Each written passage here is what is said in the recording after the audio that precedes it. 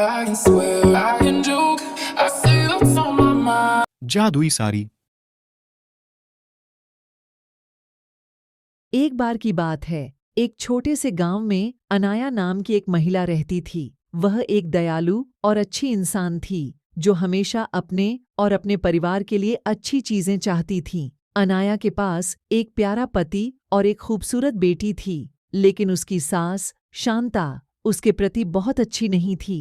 शांता अक्सर घटिया बातें कहती थी और अनाया को दुखी करती थी। एक दिन जब अनाया बाजार में घूम रही थी तो उसे एक विशेष दुकान मिली। दुकानदार एक बूढ़ा और बुद्धिमान व्यक्ति था। अनाया ने उससे कहा कि वह खुश रहना चाहती है और चाहती है कि उसके साथ अच्छी चीजें हों, भले ही उसकी सास निर्दयी थी। दुकानदार मुस्कुराया और उसे एक अनोखी साड़ी दिखाई। उन्होंने कहा कि यह जादुई साड़ी है और यह उसके जीवन में सौभाग्य और खुशियां लाएगा।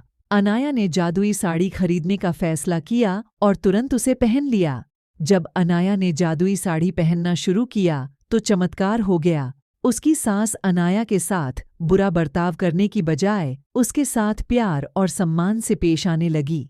अनाया बहुत खुश थी क्योंकि उसकी सास उसकी सबसे बड़ी समर्थक और सबसे अच्छी दोस्त बन गई थी। गांव के लोग इस बदलाव को देखकर आश्चर्यचकित रह गए। जादुई साड़ी की वजह से अनाया के परिवार में खुशियां आने लगीं। गांव बहुत अच्छी जगह बन गया और अनाया का पति सफल हो गया। उनका घर हमेशा प्यार से भरा रहता था और सभी का आपस में मेल झोल रहता था। अनाया की बेटी एक प्यारे और देखभाल करने वाले घर में बड़ी हुई और वह बहुत खुश थी। जादुई साड़ी की कहानी दूर दूर तक फैल गई और लोगों को दया और क्षमा का महत्व सिखाया। अनाया बहादुरी का प्रतीक बन गई और उसने सभी को दिखाया कि दयालु होने से बड़ा बदलाव आ सकता है, चाहे चीजें कितनी भी कठिन क्यों न लगें। और इस तरह जादुई साड़ी के साथ मिलने वाली अच्छी चीजों का आनंद लेते हुए गांव हमेशा खुशहाल रहने लगा। साड़ी ने न केवल अनाया की जिंदगी बदली, बल्कि एक महत्वपूर्ण सबक भी सिखाया